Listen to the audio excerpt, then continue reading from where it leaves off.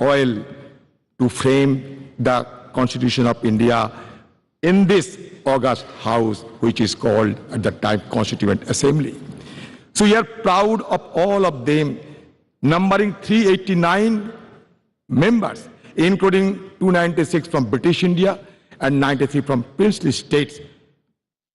In this house also, in this house, in the year 1947, 22nd January, the objectives resolution numbering 8 was passed, was adopted, which was proposed by Jawaharlal Nehru ji also, which had inspired the shaping of our constitution in subsequent stages also. So now, in this august house, all of us are well experienced and known the journey, the odyssey of our constitution. From colonial past to independent India, we have observed the transition of the destiny of this great country named after India. It is astonishing to note that those 389 members intensively discussed among them for 2 years, 11 months and 19 days and produced the largest constitution of the world, led by Baba Saheb Ambedkar, the father of Indian Constitution. We have been gifted with 395 articles. Also, 22 parts and 8 schedules. So naturally, the house, which is called Central Hall, it is a historic hall. It is not. It will not be known by simply its architectural splendor, but its illustrious legacy.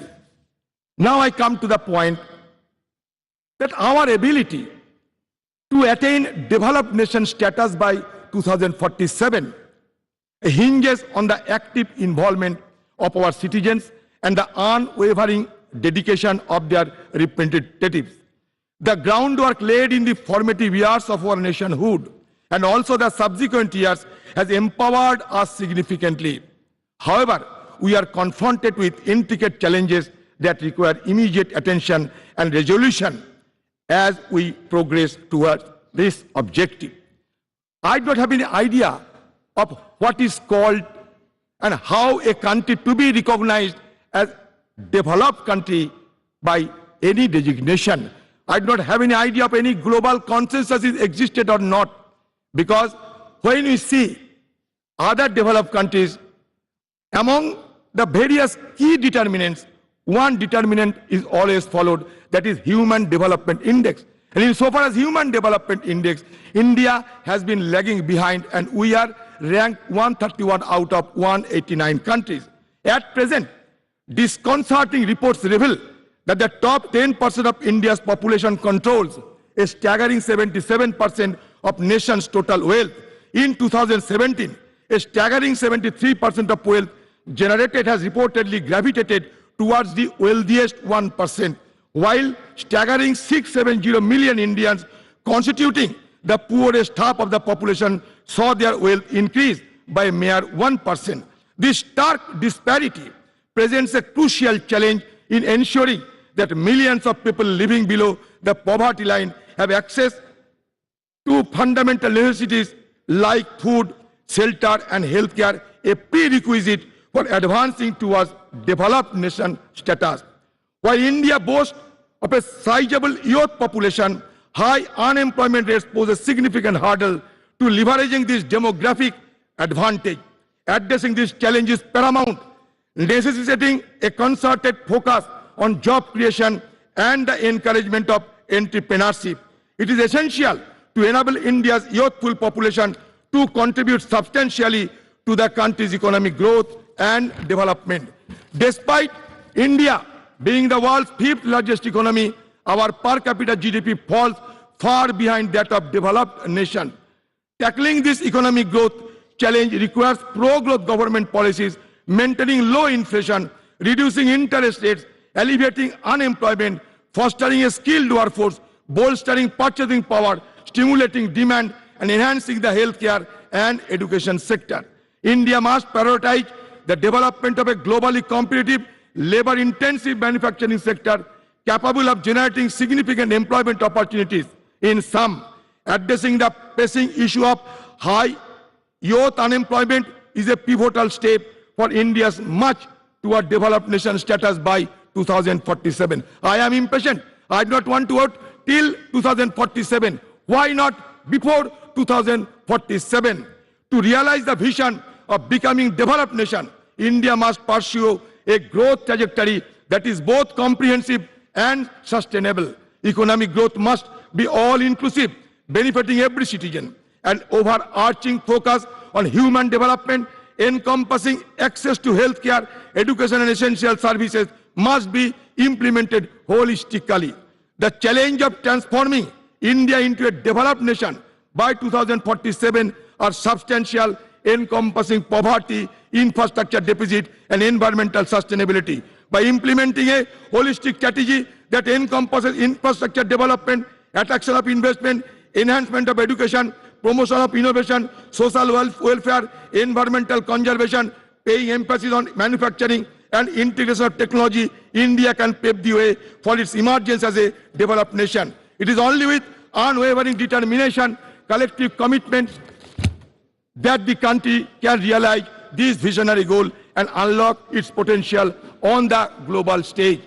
I will conclude by saying that धरती सिखाते हमने सबको बोझ उठाना, गगन सिखाते हमने ऊपर उठते जाना, सूरज की लाली से सीखा जग आलोकित करना, चंदा की किरणों से सीखा सबको पीड़ा हरना, पर्वत ने सिखाई हमने दृढ़ संकल्प बनाना, नदी सिखाए हमने आगे बढ़ते जाना, सागर की लहरों ने सीखा दुख सुख सहे जाना, और तूफान ये सिखलाते हैं आफत में ना घबराना और आफत से टकराना. हम चाहते हैं कि ये separation of power should be maintained in a judicious manner and also in presence of all the guiding light of our country. I must suggest that India is not a homogeneous society, rather it is a heterogeneous society. But now the need of the hour is to maintain the harmonious society. With this word, I am concluding my speech. Thank you. Jai Hind, Bande Mataram. धन्यवाद sir. अब मेरा सादर आग्रह है राज्यसभा में सदन के नेता श्री पीयूष गोयल जी से कि वे अपना वक्तव्य प्रस्तुत करें. राज्यसभा के सभापति आदरणीय जगदीप धनखड़ जी, श्रद्धेय प्रधानमंत्री श्री नरेंद्र मोदी जी, लोकसभा अध्यक्ष आदरणीय ओम बिरला जी, उपसभापति श्री हरिवंश जी, श्री मल्लिकार्जुन खड़गे जी, श्री आदिर रंजन चौधरी जी, श्री प्रहलाद जोशी जी, माननीय सांसदगण, नमस्कार. गणेश चतुर्थी के पावन अवसर पर आप सभी को हार्दिक शुभकामनाएं. विघ्नहर्ता गणपति बाप्पा सभी को सुख एवं शांति प्रदान करें और देश की प्रगति के लिए हमारे प्रयासों को सफल बनाएं. हमारे संविधान के निर्माता भारत रत्न डॉक्टर बाबा साहेब अम्बेडकर जी तथा संविधान सभा के माननीय सदस्यों की स्मृति को मेरा कृतज्ञ वंदन. विगत 75 वर्षों में देश की सेवा करने वाले सभी सम्मान्य सांसदों को भी मेरा सादर नमन. कल हम सभी ने इस भवन में सार्थक चर्चा की और अपनी यादों और अनुभवों को सबके साथ साझा किया. आज नए संसद भवन में प्रवेश करना एक ऐतिहासिक पल है जो हम सभी के लिए यादगार रहेगा। इस शुभ अवसर पर मैं आप सभी को बहुत बहुत बधाई देना चाहता हूं। नया संसद भवन हमारी सांस्कृतिक विरासत और आधुनिकता का जीवंत उदाहरण है।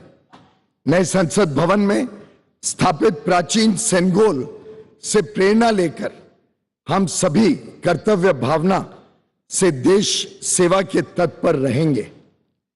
आदरणीय प्रधानमंत्री श्री नरेंद्र मोदी जी के दूरदर्शी नेतृत्व में भारत एक वैश्विक शक्ति बन रहा है।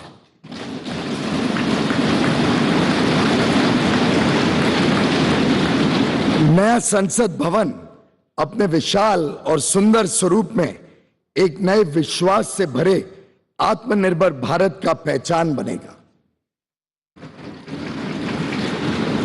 पार्लियामेंट हमेशा से एकता का प्रतीक रहा है। यह हमारे संविधान के मूल्यों की सुरक्षा करता है, जो विभिन्न भाषाओं, संस्कृतियों और परंपराओं के बावजूद हमें एक राष्ट्र के रूप में बांधने का काम करता है। यहां अनुभव का ज्ञान और युवाओं की ऊर्जा मिलकर 140 करोड़ देशवासियों के उज्जवल भविष्य को आकार देने का काम करते रहेगी। और मैं समझता हूं आज का दिन एक सकारात्मक सोच के साथ आगे बढ़ने का है। कई सारे विषय रहे, आजादी के बाद कई सारे चुनौतियां रही। शायद कई सारी चुनौतियां समय पे अगर समाधान कर दिया होता तो और जल्दी 2047 के पहले भी देश विकसित बन जाता। पर हमारे पास जो वर्ष मिले, जो काम करने का, देश ने सेवा करने का मौका दिया, उसमें जो अभूतपूर्व प्रगति देश ने देखी है, मैं समझता हूं इसको आगे लेकर इस देश को नई ऊंचाइयों तक माननीय प्रधानमंत्री नरेंद्र मोदी जी के नेतृत्व में हम सब मिलकर काम करेंगे। लक्ष्य बड़ा है, राह कठिन है, पर मुझे पूरा विश्वास है संसद में जो जनप्रतिनिधि बैठेंगे वे अपने दायित्वों का पूर्ण निष्ठा से निर्वहन करेंगे और अमृत काल में एक समृद्ध, सशक्त और विकसित भारत के सृजन का आधार बनेंगे। बहुत बहुत धन्यवाद। भारत माता की जय। सादर धन्यवाद सर। अब मेरा सादर अनुरोध राज्यसभा में नेता प्रतिपक्ष श्री मल्लिकार्जुन खड़गे जी से कि वे अपना संबोधन प्रस्तुत करें।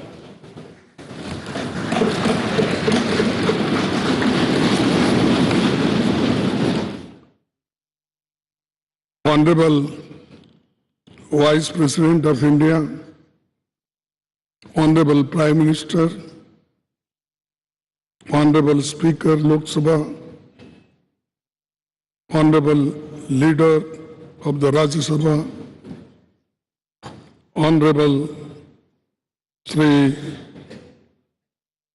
Adiranjan Chaudhary ji, Honorable Minister of Parliamentary Affairs, Honorable Members of Parliament and all the respected leaders. We have all gathered here today to commemorate the rich legacy of the Parliament of India in this historic Central Hall. When we talk about Indian parliamentary heritage, the hallowed precinct of this Parliament House and the Central Hall, where we have gathered today, hold a very special significance. The Constitution of India is the bedrock of Indian democratic polity. It is in this very Central Hall that the Constituent Assembly held its sittings from 1946 to 1949, spanning a period of 2 years, 11 months, and 17 days.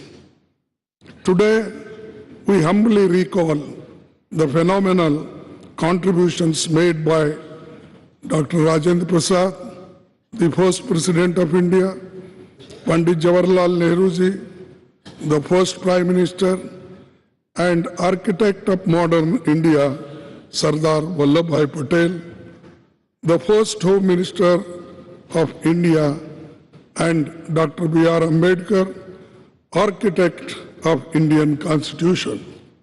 It is also an occasion to recall with gratitude the contributions of Sri G.V.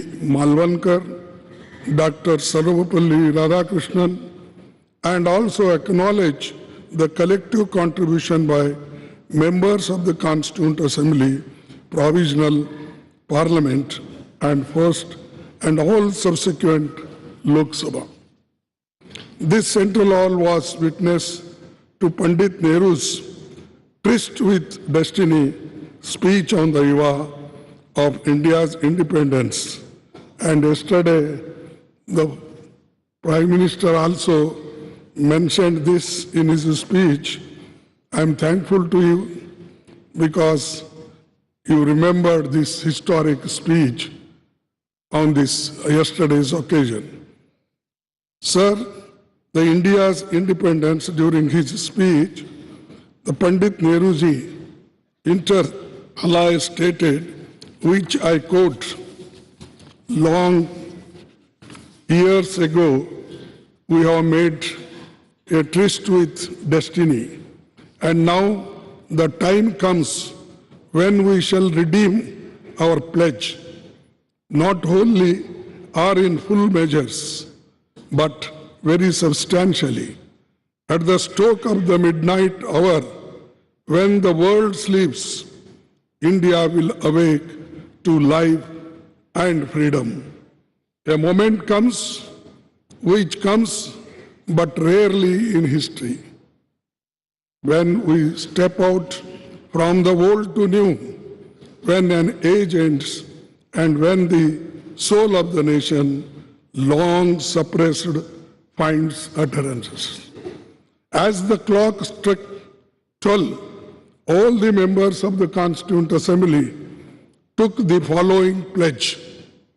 At this solemn moment, when the people of India, through suffering and sacrifices, have secured freedom, I, a member of the Constituent Assembly, do dedicate myself in all humility to the service of India and her people, to the end that this ancient land attain her rightful and honored place in the world, and make her full and willing contribution to the promotion of the world peace and the welfare of the mankind. These words spoken on the day of this historic speech of Pandit Jawaharlal Nehru ji. I wish to emphasize at this juncture that this is all due to the collective and dedicated effort by parliamentarians cutting across the party lines over the past 7.5 decades. This rich legacy has formed a strong foundation for India's growth as a powerful democratic nation. Every nook and corner of the Parliament House has witnessed the evolution of our parliamentary democracy over the past 75 years. As we bid adieu to the Parliament House and move to the new Parliament building today, I am overwhelmed with emotions and tinge of pathos. We would, of course, be continuing our parliamentary duties in the new Parliament building, but will miss the Parliament House. The success of the institution lies in the upholding constitutional values and ideals. The idea that institutions are sacrosanct and essential for the success is a fundamental principle in governance and development. We should commit ourselves to adhere to and preserving the constitutional values and parliamentary traditions as the country moves ahead in effectively performing parliamentary duties and in our endeavors for the growth of our nation. To build this country, forgetting our parties, political parties, we should be one to build the nation, to protect the nation, to protect the Constitution, to protect the democracy. This must be our aim. With these words and one quote I will say, no man can be grateful at the cost of his honor. No woman can be grateful at the cost of her chastity. And no nation can be grateful at the cost of its liberty. So, to protect our liberty, to protect our integrity, we must work all together. That is the only way to build the nation. Thank you. Jai Hind. बहुत बहुत धन्यवाद मान्यवर। अब मेरा माने आग्रह है माननीय लोकसभा अध्यक्ष श्री ओम बिरला जी से कि आप हम सभी को अपने शब्दों द्वारा अनुग्रहित करें। माननीय उपराष्ट्रपति जी, माननीय प्रधानमंत्री जी,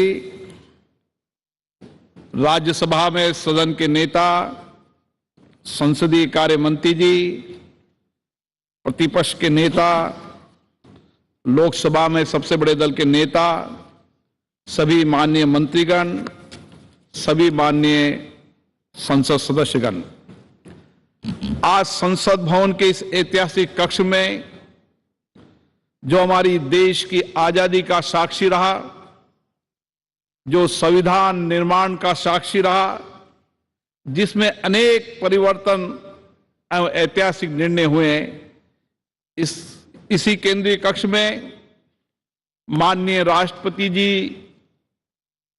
का उद्बोधन में हमें मिला। विश्व के कई राष्ट्र अध्यक्षों ने यहां संबोधन करते हुए हमारे लोकतंत्र के प्रति आस्था व्यक्त की और आज इस केंद्रीय कक्ष से हम सब लोग नए संसद भवन की ओर प्रवेश कर रहे हैं। ये नया संसद भवन हम सबके लिए नई आकांक्षाओं, नई अपेक्षाओं और नई उम्मीद, नई उमंग के साथ होगा, मेरी ऐसी आशा है। आज इस अवसर पर उन सब स्वतंत्रता सेनानियों को भी नमन करता हूं जिन्होंने हमारे भविष्य के लिए, हमारे कल के लिए अपना वर्तमान बलिदान कर दिया। मैं आज उन महान नेताओं को भी नमन करता हूं जिन्होंने इस केंद्रीय कक्ष में दुनिया का सबसे बड़ा संविधान निर्माण में अपना अमूल्य योगदान दिया, जिन्होंने देश में आर्थिक सामाजिक परिवर्तन लाने में अपना दायित्व निभाया। आज हम उन सभी मान्य सदस्यों को भी स्मरण कर रहे हैं, याद कर रहे हैं, जो हमारे बीच में नहीं रहे लेकिन जिन्होंने अपने संवैधानिक दायित्वों का निर्वहन करते हुए देश की प्रगति में योगदान दिया। मैं आज संसद के उन सभी माननीय सांसदों का भी हार्दिक अभिनंदन करता हूं जिनके लंबे संसदीय अनुभव का लाभ आज हमें मिल रहा है। ये संसद भवन अनेक ऐतिहासिक घटनाओं, निर्णयों और परिवर्तनकारी कानूनों के निर्माण का साक्षी रहा है। हमारी संसद कई घटनाओं का मंच रही है जिन्होंने 75 वर्षों में इस देश को एक ऐसा स्वरूप दिया है जो दुनिया में एक नई ताकत और सामर्थ्य रखता है। हमारी संसद देश की करोड़ों जनता की अभिव्यक्ति एवं भावनाओं का माध्यम रही है, जहां हमें लोकतांत्रिक संस्कृति के अनुरूप चर्चा और संवाद से अनेक चुनौतियों का समाधान निकाला है और कई श्रेष्ठतम प्रतिमान स्थापित की हैं। इन 75 वर्ष की संसदीय लोकतंत्र की गौरवशाली यात्रा में हमने देश में कई क्रांतिकारी बदलाव भी किए। आज जनता नए भारत के लिए आकांक्षी है। आज लोगों को हमसे अपेक्षाएं बढ़ी है, आकांक्षाएं बढ़ी हैं, उम्मीद बढ़ी है।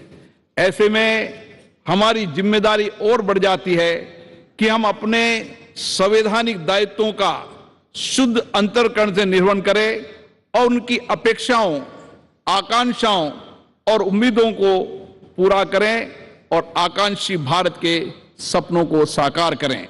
मान्यवर, हम सबका सौभाग्य है कि हम ऐसे कालखंड के जनप्रतिनिधि हैं जिस समय भारत हर क्षेत्र में तेजी से आगे बढ़ रहा है। हमारी लोकतांत्रिक संस्कृति और हमारा श्रेष्ठ नेतृत्व के कारण हम पूरे विश्व को एक परिवार के रूप में लेकर वैश्विक चुनौतियों का समाधान के लिए भारत एक सार्थक भूमिका निभा रहा है। आज हम नए भवन में प्रवेश कर रहे हैं। नए भवन में प्रवेश करते समय विकसित भारत बनाने की हमारी प्रतिबद्धता को हम दोहराने का अवसर भी है। हमारा संकल्प है कि हम इसी संसदीय लोकतंत्र से सामूहिक चर्चा, संवाद, सहमति, असहमति और कठिन परिश्रम से सारे देश की जनभागीदारी के साथ इन आकांक्षाओं को पूरा करेंगे। विश्व के सबसे बड़े संसदीय लोकतंत्र होने के नाते हमारी जिम्मेदारी और बढ़ जाती है।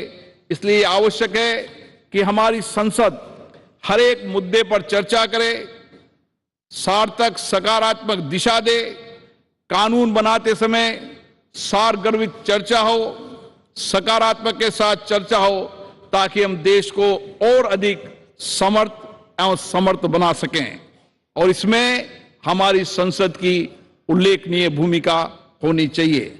आजादी के इस अमृत काल में हम 2047 तक विकसित भारत के निर्माण के लक्ष्य को लेकर चल रहे हैं। विकसित भारत बनाने का ये लक्ष्य हमारी संसद के माध्यम से साकार होगा।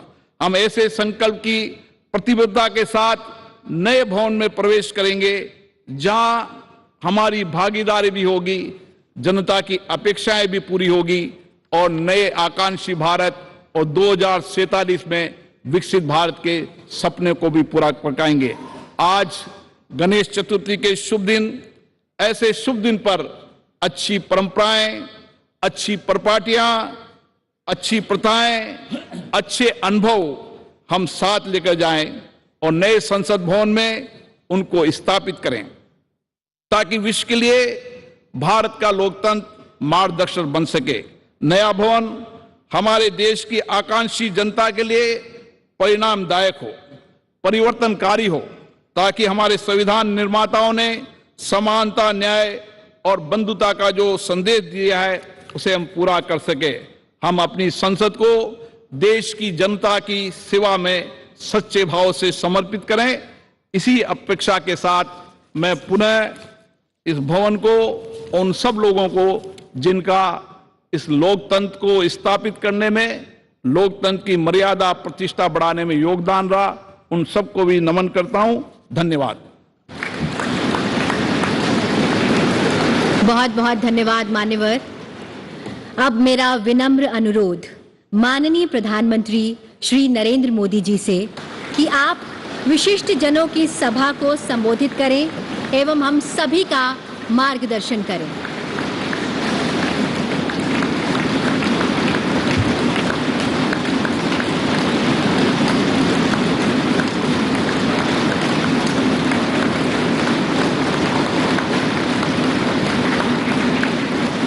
आदरणीय उपराष्ट्रपति जी, आदरणीय स्पीकर महोदय, मंच पर विराजमान सभी वरिष्ठ महानुभाव और 140 करोड़ देशवासियों के प्रतिनिधि, सभी माननीय सांसदगण,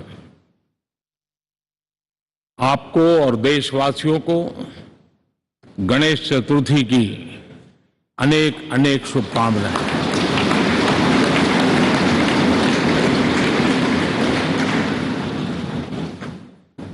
आज नए संसद भवन में हम सब मिलकर के नए भविष्य का श्री गणेश करने जा रहे हैं।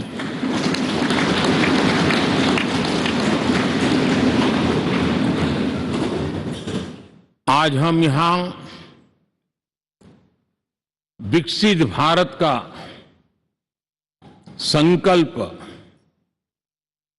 दोहराना, फिर एक बार संकल्पबद्ध होना और उसको परिपूर्ण करने के लिए जी जान से जुटने के इरादे से नए भवन की तरफ प्रस्थान कर रहे हैं।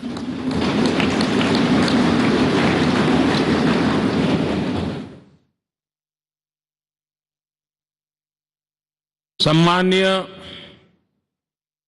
सभागृह, ये भवन और उसमें भी ये सेंट्रल हॉल एक प्रकार से हमारी भावनाओं से भरा हुआ है। हमें भावुक भी करता है और हमें हमारे कर्तव्य के लिए प्रेरित भी करता है। आजादी के पूर्व ये खंड एक प्रकार से लाइब्रेरी के रूप में इस्तेमाल होता था, लेकिन बाद में संविधान सभा की बैठक यहां शुरू हुई और उन संविधान सभा की बैठकों के द्वारा गहन चर्चा विचारणा कर करके हमारा संविधान यहीं पर आकार लिया। यहीं पर 1947 में अंग्रेजी हुकूमत ने सत्ता हस्तांतरण किया, उस प्रक्रिया का भी साक्षी हमारा ये सेंट्रल हॉल है।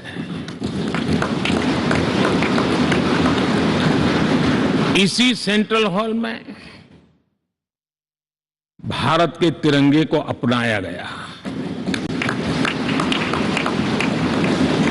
हमारे राष्ट्रगान को अपनाया गया और ऐतिहासिक अवसरों पर आजादी के बाद भी सभी सरकारों के दरमियान अनेक अवसर आए जब दोनों सदनों ने मिलकर के यहां पर भारत के भाग्य को गढ़ने के पर विचार किया, सहमति बनाई और निर्णय भी किए। 1952 के बाद दुनिया के करीब 41 राष्ट्राध्यक्षों ने इस सेंट्रल हॉल में हमारे सभी माननीय सांसदों को संबोधित किया है।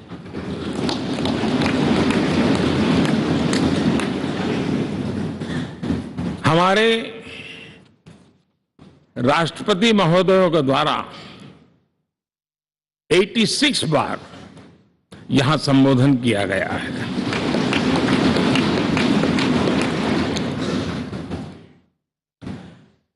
बीते 7 दशकों में जो भी साथी इन जिम्मेवारियों से गुजरे हैं, जिम्मेवारियों को संभाली है, अनेक कानूनों, अनेक संशोधन और अनेक सुधारों का हिस्सा रहे हैं। अभी तक लोकसभा और राज्यसभा ने मिलकर करीब करीब 4000 से अधिक कानून पास किए हैं।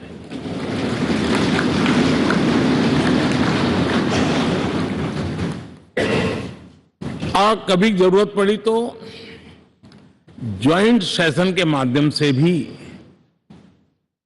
कानून पारित करने की दिशा में रणनीति बनानी पड़ी और उसके तहत भी दहेज रोकथाम कानून हो, बैंकिंग सर्विस कमीशन बिल हो, आतंक से लड़ने के लिए कानून हो, ये संयुक्त सत्र में पास किए गए, इसी गृह में पास किए गए। इसी संसद में मुस्लिम बहन बेटियों को न्याय की जो प्रतीक्षा थी, शाहबानो केस के कारण कुछ गाड़ी उल्टी पार्टी पर चढ़ गई थी। इसी सदन ने हमारी उस गलतियों को ठीक किया और 3 तलाक विरुद्ध कानून हम सब ने मिलकर के पारित किया। संसद ने बीते वर्षों में ट्रांसजेंडर को न्याय देने वाले कानूनों का भी निर्माण किया। इसके माध्यम से हम ट्रांसजेंडर के प्रति सद्भाव और सम्मान के भाव के साथ उनको नौकरी, शिक्षा, स्वास्थ्य, बाकी जो सुविधाएं हैं एक गरिमा के साथ प्राप्त कर सके, इसकी दिशा में हम आगे बढ़े। हम सभी ने मिलकर हमारे दिव्यांग जनों के लिए भी उनकी जरूरतों को देखते हुए, उनके एस्पिरेशंस को देखते हुए ऐसे कानूनों का निर्माण किया जो उनके लिए उज्जवल भविष्य की गारंटी बन रहे हैं। आर्टिकल 370 हटाने से लेकर वो विषय ऐसा रहा जो शायद ही कोई दशक ऐसा होगा कि चर्चा न हुई हो, चिंता न हुई हो और मांग न हुई हो। आक्रोश भी व्यक्त हुआ, सभागृह में भी हुआ, सभागृह के बाहर भी हुआ। लेकिन हम सबका सौभाग्य है कि हमें सदन में आर्टिकल 370 से मुक्ति पाने का, अलगाववाद, आतंकवाद के खिलाफ लड़ाई लड़ने का एक बड़ा महत्वपूर्ण कदम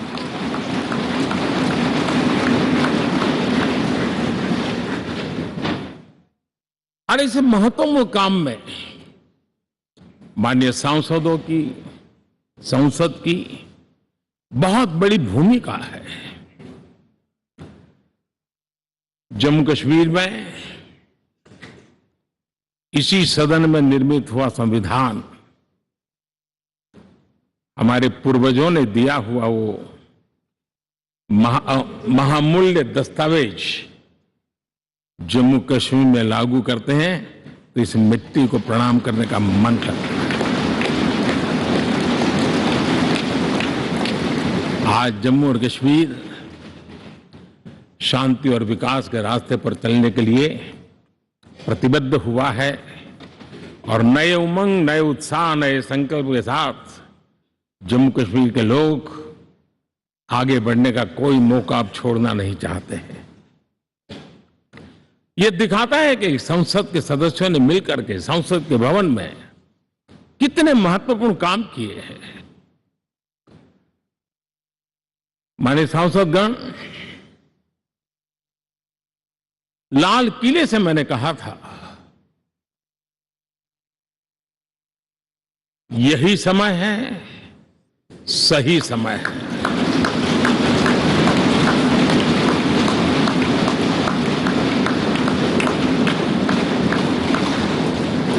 एक के बाद एक घटनाओं की तरफ हम नजर करेंगे। हर घटना इस बात का गवाह दे रही है कि आज भारत एक नई चेतना के साथ पुनर्जागृत हो चुका है।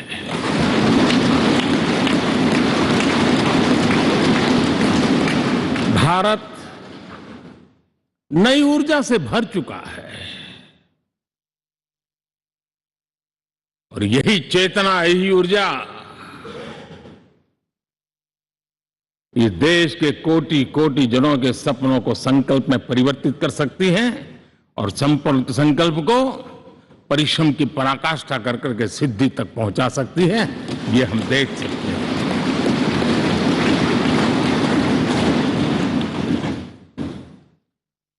और मेरा विश्वास है, देश जिस दिशा में चल पड़ा है, इच्छित परिणाम अवश्य प्राप्त होंगे।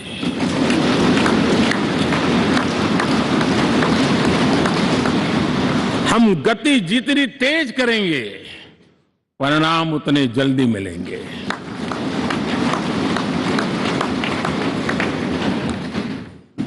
आज भारत 5वीं अर्थव्यवस्था पर पहुंचा है, लेकिन पहले 3 में पहुंचने के संकल्प के साथ बढ़ रहा है।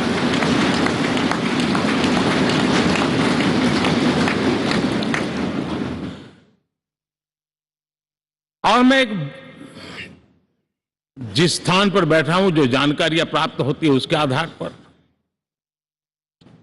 विश्व के गणमान्य लोगों से बातचीत करता हूं, उसके आधार पर मैं बड़े विश्वास से कह रहा हूं,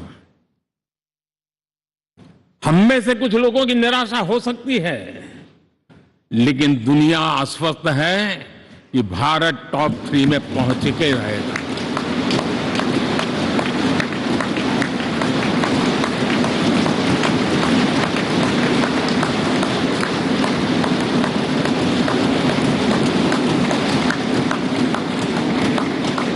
भारत का बैंकिंग सेक्टर आज अपनी मजबूती के कारण से फिर एक बार दुनिया में सकारात्मक चर्चा का केंद्र बना हुआ है।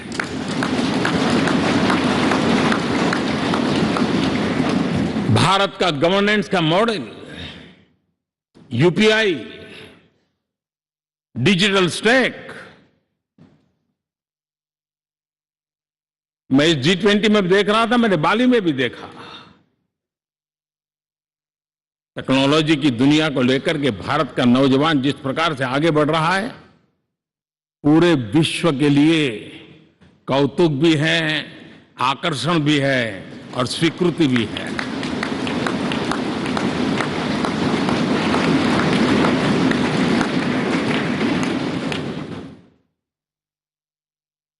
हम सब उस ऐसे कालखंड में हैं, मैं कहूंगा हम लोग एक भाग्यवान लोग हैं। ऐसी भाग्यवान समय में हमें कुछ दायित्व निभाने का अवसर आया है और हमारा सबसे बड़ा भाग्य है कि आज इंडियन एस्पिरेशंस उस ऊंचाई पर हैं जो शायद पिछले 1000 साल में नहीं रहे होंगे।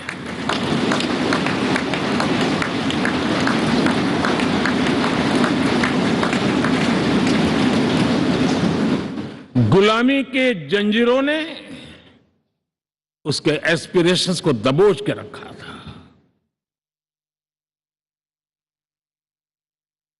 उसकी भावनाओं को तहस नहस कर दिया था। आजाद भारत में अपने सपने संजो रहा था, चुनौतियों से जूझ रहा था, लेकिन मिलकर के आज जहां पहुंचे हैं, अब वहां वो रुकना नहीं चाहता है। वो एस्पिरेशनल सोसाइटी के साथ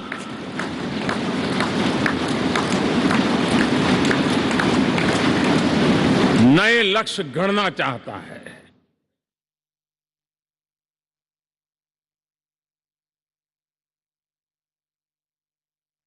जब एस्पिरेशन सोसाइटी सपने संजोते ही हो, संकल्प लेकर के निकल पड़ी हो, तब पुराने कानूनों से मुक्ति पाकर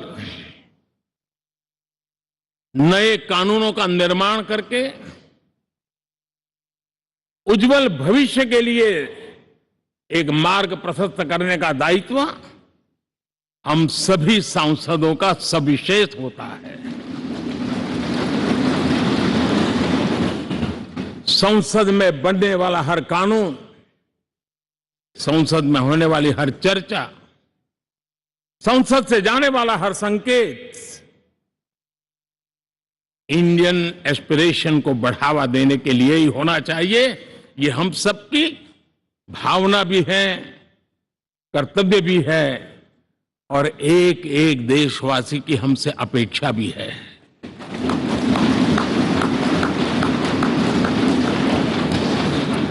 हम जो भी रिफॉर्म करें उसके मूल में इंडियन एस्पिरेशन सबसे सर्वोच्च पद पर होना चाहिए, प्राथमिकता पर होना चाहिए।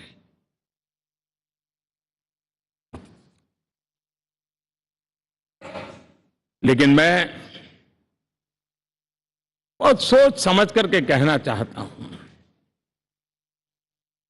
क्या कभी छोटे कैनवास पर कोई बड़ा चित्र बना सकता है क्या?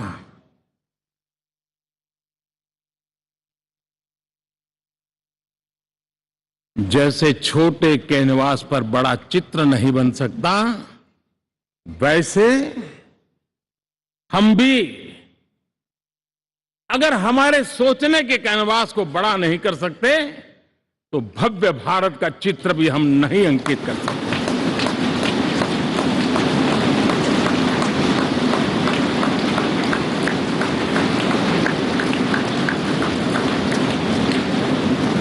पचहत्तर साल का हमारे पास अनुभव है। हमारे पूर्वजों ने जो कुछ भी रास्ते बनाए उससे हमने सीखा है। हमारे पास एक बहुत बड़ी विरासत है। इस विरासत के साथ अगर हमारे सपने, हमारे संकल्प जुड़ जाए, हमारा सोचने का दायरा बदल जाए, हमारा कैनवास बड़ा हो जाए, तो हम भी उस भव्य भारत के चित्र को अंकित कर सकते हैं, उस तस्वीर का खाका खींच सकते हैं, उसमें रंग भरने का काम हम भी कर सकते हैं और आने वाली पीढ़ी को वो भव्य दिव्य मां भारती के हम उनको सुपुर्द कर सकते हैं। दोस्तों, अमृतकाल के 25 वर्षों में भारत को अब बड़े कैनवास पर काम करना ही होगा। अब हमारे लिए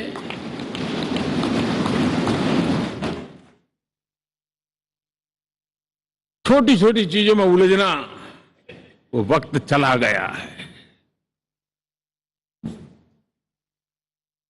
हमें आत्मनिर्भर भारत बनाने के लक्ष्य को सबसे पहले परिपूर्ण करना चाहिए और हमसे शुरुआत होती है, हर नागरिक से शुरुआत होती है। और आज दुनिया में भी एक समय ऐसा था, लोग मुझे कहते थे, हमारे बड़े बड़े बुद्धिजीवी और अर्थशास्त्री लिखते थे कि मोदी आत्मनिर्भर की बात करता है तो मल्टीलेटरलिज्म के सामने चुनौती तो बन नहीं जाएगा, ग्लोबल इकोनॉमी के जमाने में ठीक तो नहीं होगा। लेकिन 5 साल के भीतर भीतर देखा, दुनिया भारत के आत्मनिर्भर मॉडल की चर्चा करने लग गई है।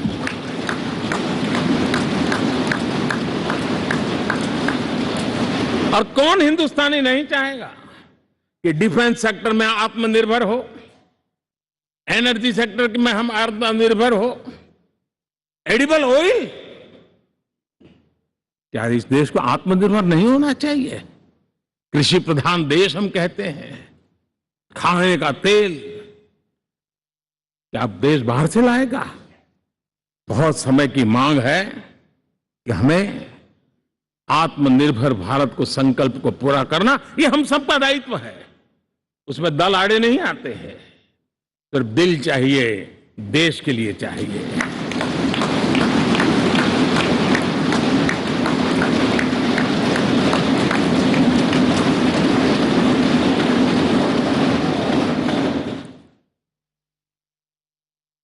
हमें अब मैन्युफैक्चरिंग सेक्टर में दुनिया में सर्वश्रेष्ठ बनने की दिशा में ही कदम रखने होंगे।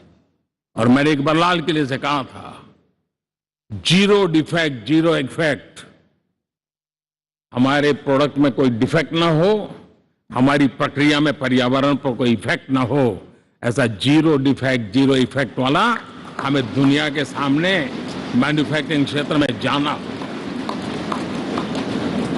हमारे डिजाइनर,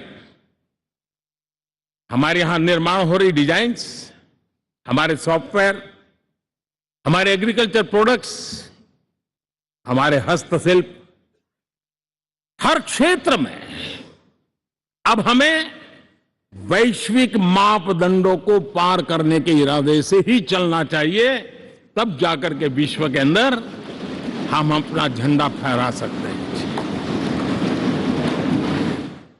मेरे गांव में मेरा सबसे अच्छा माल हो, इतनी बात नहीं चलेगी। मेरे राज्य में मेरा सबसे अच्छा प्रोडक्ट नहीं चलेगा, मेरे देश में मेरा सबसे अच्छा प्रोडक्ट नहीं चलेगा, दुनिया में मेरा प्रोडक्ट सबसे अच्छा होगा, ये भाव मुझे पैदा होगा।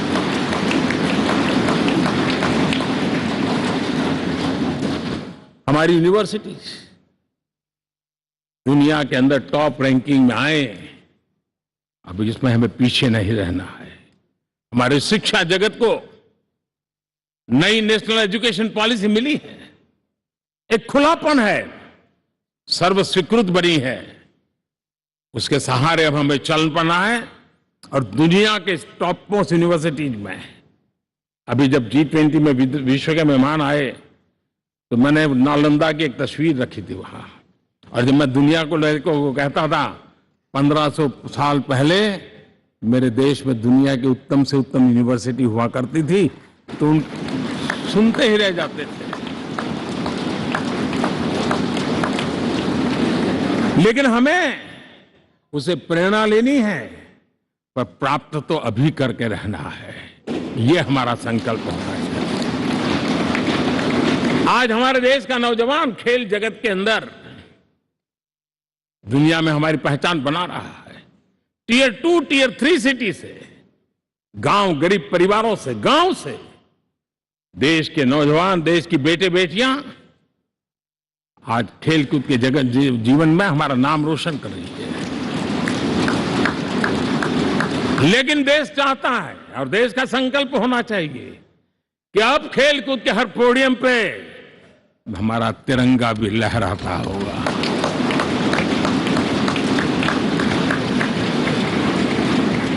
हमें अब पूरा हमारा दिमाग क्वालिटी पर फोकस करना ही होगा, ताकि हम विश्व की आशा अपेक्षाओं के अनुकूल और भारत के सामान्य मानव के जीवन में भी क्वालिटी ऑफ लाइफ के प्रति जो एस्पिरेशन बढ़ा है उसको हम एड्रेस कर पाए। और जैसे मैंने कहा कि हम भाग्यवान हैं कि हम उस समय काम कर रहे हैं जब समाज अपने आप एक एस्पिरेशनल सोसाइटी है। हमारा और भी एक भाग्य है कि हम उस समय हैं जब हिंदुस्तान युवा देश है। हम दुनिया में सबसे ज्यादा जन आबादी वाला तो देश बने ही हैं, लेकिन सबसे बड़ी आबादी, उसमें भी सबसे युवा, ये पहली बार हुआ है।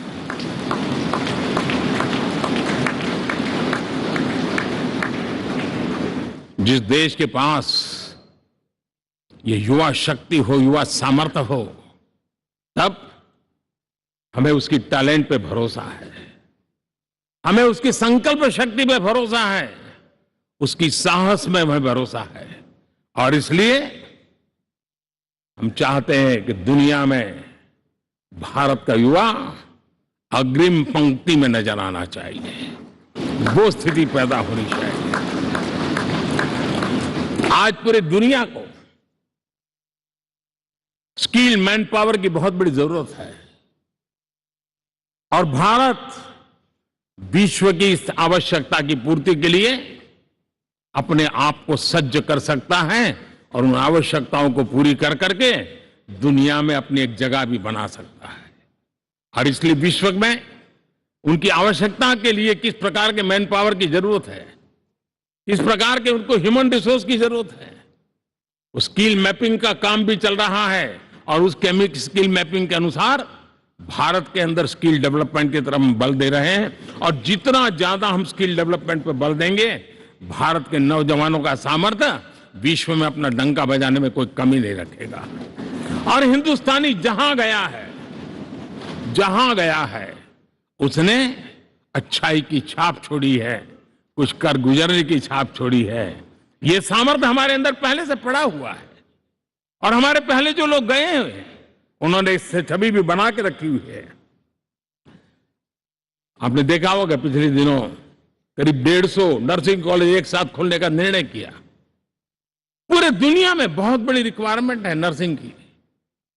हमारी बहन, हमारी बेटियां, हमारे बेटे उस क्षेत्र में दुनिया में पहुंच सकते हैं, आसानी से पहुंच सकते हैं। पूरे विश्व की जरूरत है और ये तो मानवता का काम है जिसमें हम पीछे नहीं रहेंगे। आज मेडिकल कॉलेजेस का इतना व्यापक रूप से निर्माण देश की आवश्यकता तो पूरी करनी ही करनी है, दुनिया की आवश्यकताओं में भी योगदान दे सकते हैं। कहने का तात्पर्य यही है, हर छोटी चीज पर बारीकी से ध्यान देते हुए, उस पर अपना ध्यान केंद्रित करते हुए हमें आगे बढ़ना है। हमें भविष्य के लिए सही समय पर सही फैसले भी लेने होते हैं। हम फैसलों को टाल नहीं सकते। हम राजनीतिक लाभ नुकसान के गणा भाग के अंदर अपने आप को बंधी नहीं बना सकते हैं। हमें तो देश के एस्पिरेशन के लिए हिम्मत के साथ नए निर्णय करने होते हैं।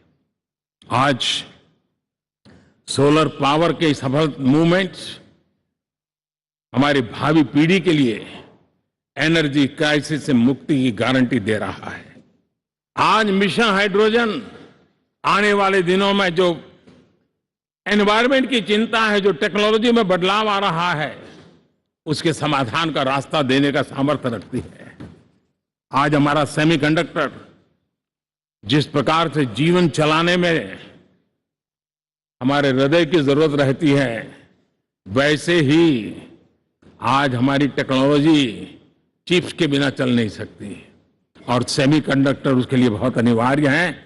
उस दिशा में हम आगे जाकर के इलेक्ट्रॉनिक मैन्युफैक्चरिंग में कोई रुकावट ना आए और जीवन कहीं अटक न जाए, उसलिए एक बहुत बड़ी मात्रा में हम काम कर रहे हैं।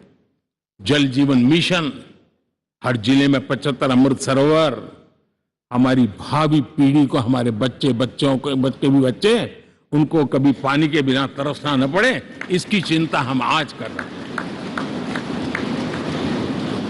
विश्व के बाजार में हमारा हर व्यापार कारोबार पहुंचे, कॉम्पिटिटिव ताकत के साथ खड़ा रहे, लॉजिस्टिक सिस्टम को और अधिक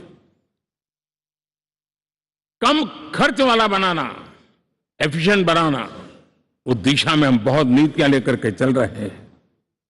आज समय की मांग है कि भारत का एक ऐसा भारत का हम निर्माण करें। नॉलेज, इनोवेशन, ये समय की मांग है और दुनिया में हमें अग्रिम पंक्ति में जाने का ये रास्ता भी है। और इसलिए पिछले हमने समय नेशनल एजुकेशन पॉलिसी के साथ साथ टेक्नोलॉजी के बढ़ावे के लिए हमने रिसर्च और इनोवेशन का एक कानून भी पारित किया है, ताकि हमारे देश के नौजवानों को इस इनोवेशन के और चंद्रयान 3 की सफलता के बाद देश के नौजवानों के मन में विज्ञान की तरफ आकर्षण बढ़ रहा है। हमें मौका गंवाना नहीं है। हमारी युवा पीढ़ी को हमने रिसर्च और इनोवेशन के लिए पूरे अवसर देने हैं और इस इकोसिस्टम को बनाने के लिए हमने एक उज्जवल भविष्य के निर्माण की नींव रखी है। आदरणीय बंधुगण, सामाजिक न्याय ये हमारी पहली शर्त है। बिना सामाजिक न्याय, बिना संतुलन, बिना समभाव, बिना समत्व हम इच्छित परिणामों को घर के भीतर प्राप्त नहीं कर सकते। लेकिन सामाजिक न्याय की चर्चा बहुत सीमित बन के रह गई। हमें उसको व्यापक रूप में देखना होगा। हम किसी गरीब को कोई सुविधा दें, किसी समाज में दबे कुचले व्यक्ति को कोई सुविधा दें, वो तो सामाजिक न्याय की एक प्रक्रिया है। लेकिन उसके घर तक पक्की सड़क बन जाए ना, वो भी सामाजिक न्याय के लिए उसको मजबूती देती है। उसके घर के नजदीक में बच्चों के लिए अगर स्कूल खुल जाए तो वो भी उसको सामाजिक न्याय की मजबूती देती है। उसको बिना खर्च अगर आरोग्य में समय की जरूरत पड़े वो मिले, तब जाकर के सामाजिक न्याय की मजबूती मिलती है। और इसलिए जिस प्रकार से समाज व्यवस्था में सामाजिक न्याय जरूरत है, वैसा ही राष्ट्र व्यवस्था में सामाजिक न्याय की आवश्यकता है। अब देश का कोई हिस्सा पीछे रह जाए, अविकसित रह जाए, ये भी सामाजिक न्याय के खिलाफ है। दुर्भाग्य से देश का पूर्वी इलाका, भारत का पूर्वी भाग जो समृद्धि से भरा हुआ है, लेकिन वहां के नौजवानों को रोजगार के लिए दूसरे इलाके में जाना पड़ रहा है। ये स्थिति हमें बदलनी है।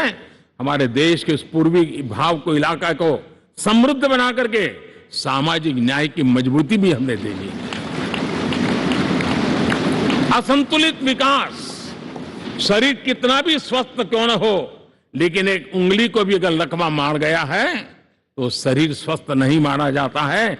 भारत कितना ही समृद्ध हो, लेकिन कोई अंग उसका दुर्बल रह जाए तो भारत समृद्धि में पीछे है, मानना पड़ेगा। और इसलिए हम सर्वांगीण विकास के पक्ष में, सामाजिक न्याय की उस ऊंचाई को प्राप्त करने के पक्ष में, दिशा में हमें आगे बढ़ना है। चाहे पूर्वी भारत हो, चाहे नॉर्थ ईस्ट हो, हमें उन चीजों को प्राप्त करना। और उसीलिए जो रणनीति कितनी सफल हुई है, 100 एस्पिरेशनल डिस्ट्रिक्ट पर विशेष काम किया, नौजवान अफसरों को लगाया गया, एक स्ट्रेटेजी बनाई गई। आज दुनिया उस मॉडल की चर्चा कर रही है। और आज 100 डिस्ट्रिक्ट, देश के कोने कोने में जो पीछे माने जाते थे, उसको बोझ मान लिया गया था। आज स्थिति ये बनी है कि 100 डिस्ट्रिक्ट अपने अपने राज्य में लीड कर रहे हैं, राज्य की एवरेज से भी ऊपर जा रहे हैं। और इस सफलता को देख करके, सामाजिक न्याय की इस भावना को मजबूत करते हुए 100 डिस्ट्रिक्ट में से आगे बढ़ करके अब जमीनी स्तर पर ले जाने के लिए 500 ब्लॉक तक उनको एस्पिरेशनल डिस्ट्रिक्ट ब्लॉक के नाते आइडेंटिफाई करके उसको मजबूती करने देने का काम चल रहा है। और मुझे विश्वास है ये एस्पिरेशनल ब्लॉक्स हैं, वो एक विकास का नया मॉडल बनने वाले हैं। वो एक प्रकार से देश के विकास के एक नए ऊर्जा केंद्र बनने की संभावना रखते हैं। और उस दिशा में भी हम आगे बढ़ रहे हैं। माननीय सांसदगण, आज विश्व की नजर भारत पर है। शीत युद्ध के समय हमारी पहचान कूटनिरपेक्ष देश के रूप में रही। उस समय की जो जरूरत थी, उसके जो लाभ होने थे, उस समय से हम गुजरे हैं। लेकिन अब भारत का स्थान कुछ और बना है। और इसलिए उस समय कूटनिरपेक्ष की अवस्था आवश्यक होगी। आज हम उस नीति को लेकर के चल रहे हैं, जिस नीति को अगर हमें पहचानना है तो विश्व मित्र के रूप में हम आगे बढ़ रहे हैं। हम दुनिया से मित्रता कर रहे हैं, दुनिया हमारे में मित्र खोज रही है। ये शायद विश्व में एक भारत ने और दूरी नहीं, हो सके उतनी निकटता, उस रास्ते पर चल करके भी हम अपने विश्व मित्र के रूप में भाव आज सफलतापूर्वक आगे बढ़ा रहे हैं। और मुझे लगता है कि इसका लाभ आज भारत को हो रहा है। भारत आज दुनिया के लिए एक स्टेबल सप्लाई चेन के रूप में उभर रहा है। और आज विश्व की ये जरूरत है। और उस आवश्यकता की पूर्ति करने का काम G20 में भारत ग्लोबल साउथ के आवाज बनकर के उभरा है। ये बीज G20 समिट में जो बीज बोया गया है, मेरे देशवासी आने वाले समय देखेंगे कि वो ऐसा वटवृक्ष बनने वाला है, ऐसा वटवृक्ष बनने वाला है, विश्वास का ऐसा वटवृक्ष बनने वाला है, जिसकी साया में आने वाली पीढ़ियां सदियों तक एक गर्व के साथ अपना सीना तान करके खड़ी रहेगी। ये मुझे विश्वास है।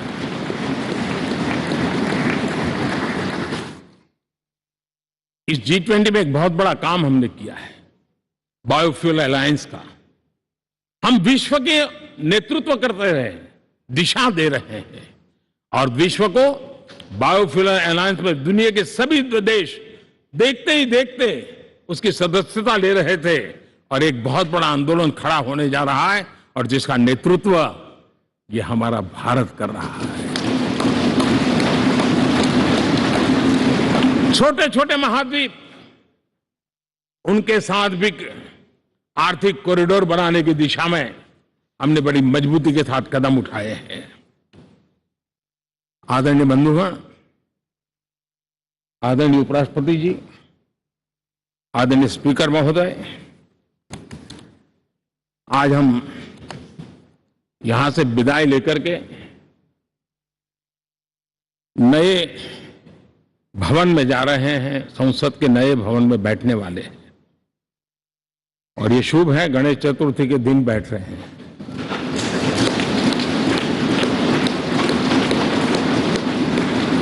लेकिन मैं एक आप दोनों महानुभावों को एक प्रार्थना कर रहा हूं, एक विचार आपके सामने रख रहा हूं।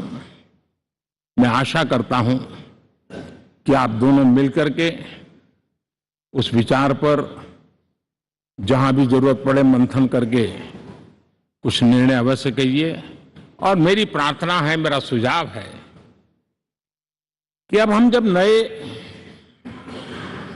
सदन में जा रहे हैं तब इसकी गरिमा कभी भी कम नहीं होनी चाहिए।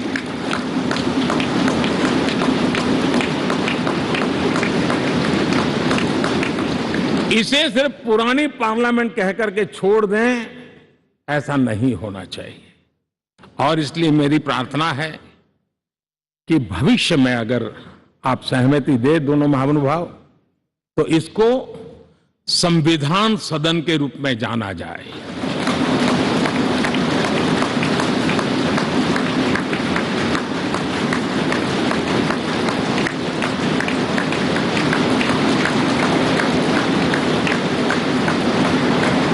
ताकि ये हमेशा हमारे रक्षा के लिए हमारी जीवन प्रेरणा बनी रहेगी। और जब संविधान सदन कहेंगे तब उन महापुरुषों का याद भी उसके साथ जुड़ जाएगी जो कभी संविधान सभा में यहां बैठा करते थे, गणमान्य महापुरुष बैठा करते थे। और इसलिए भावी पीढ़ी को ये तोहफा भी देने का अवसर हमें जाने नहीं देना चाहिए। मैं फिर एक बार इस पवित्र भूमि को प्रणाम करता हूं। यहां पर जो तपस्या हुई है, जन कल्याण के लिए संकल्प हुए हैं, इसको परिपूर्ण करने के लिए 7 दशक से भी अधिक समय से जो पुरुषार्थ हुआ है, उन सबको प्रणाम करते हुए मैं मेरी वाणी को विराम देता हूं और नए सदन के लिए आप सबको शुभकामनाएं देता हूं। बहुत बहुत धन्यवाद।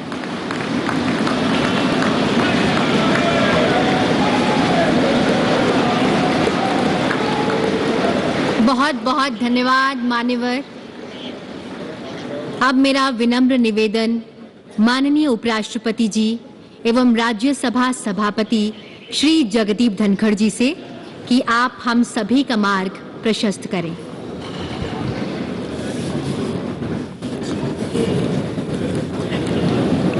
Honourable prime minister of Bharat Shri Narendra Modi ji, honourable speaker Lok Sabha Shri Om Birla ji, Shri Prahlad Joshi ji, union minister of parliamentary affairs, Shri Piyush Goyal ji, leader of house Rajya Sabha, honourable ministers, Shri Adhir Ranjan Chowdhury, leader of opposition in Lok Sabha, Shri Mallikarjun खड़गे ji, leader of opposition Rajya Sabha, honourable deputy chairman Rajya Sabha and honourable members of parliament. Ganesh Chaturthi की सभी को हार्दिक शुभकामनाएं।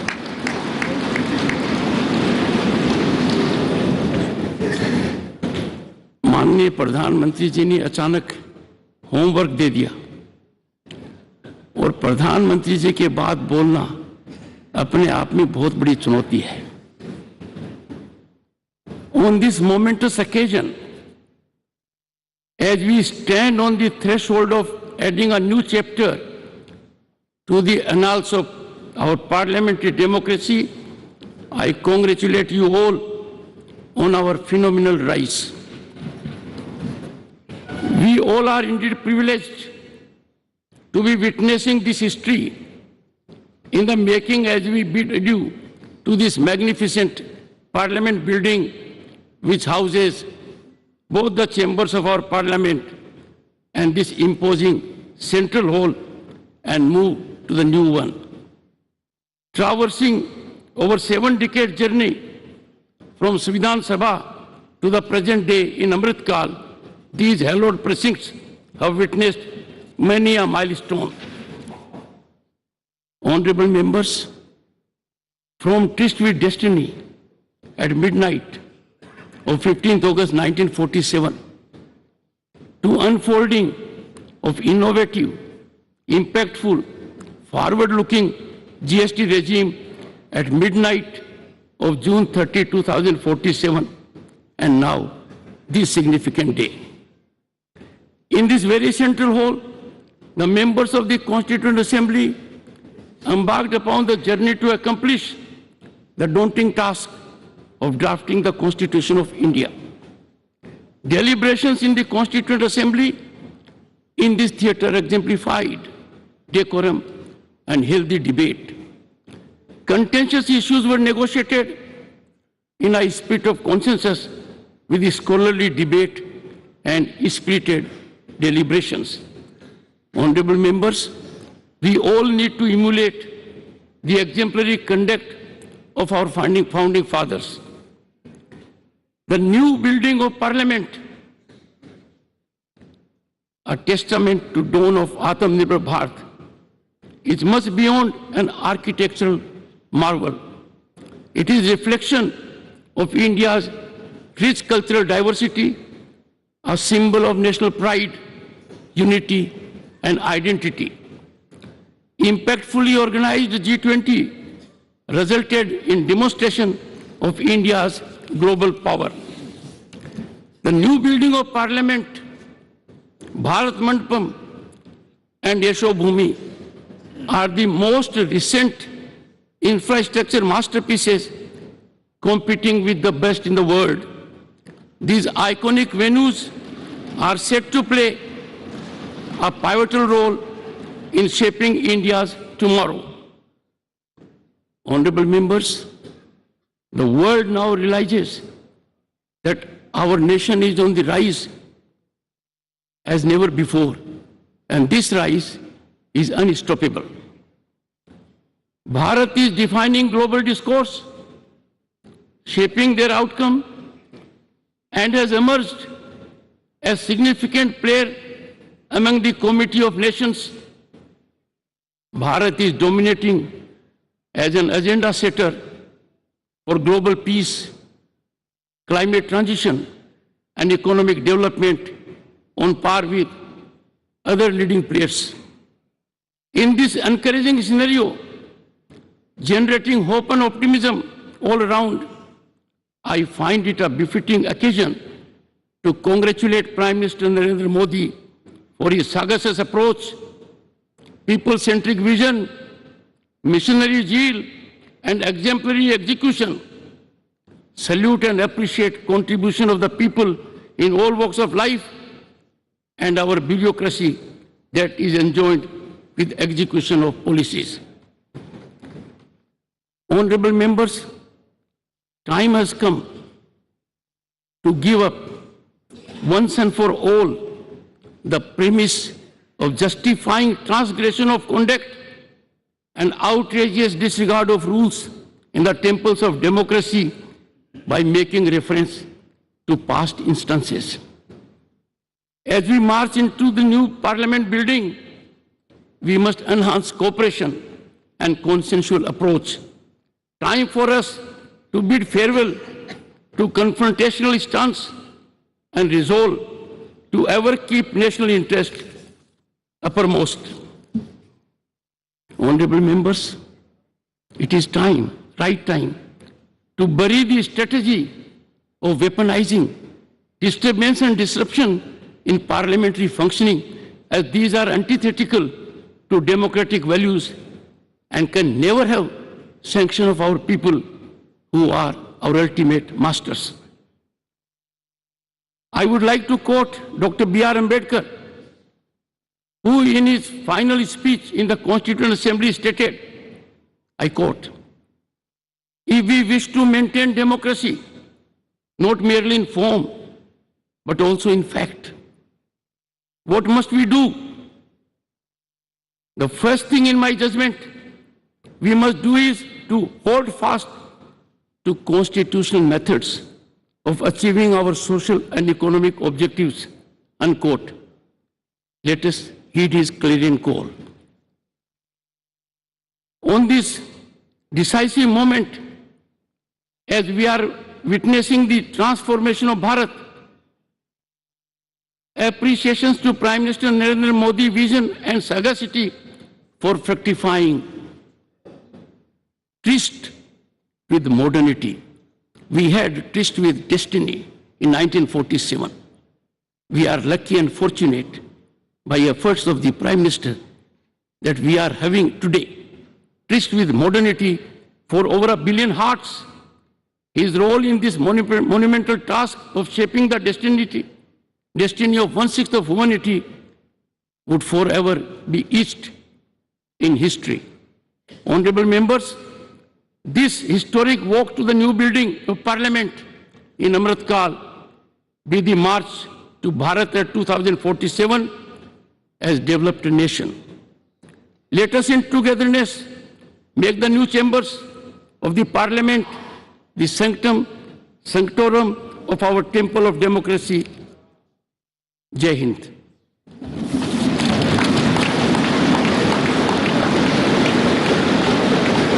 सादर धन्यवाद मान्यवर। कार्यक्रम के समापन से पूर्व आप सभी से अनुरोध कि राष्ट्र गीत के सम्मान में अपने स्थान पर खड़े हो जाएं।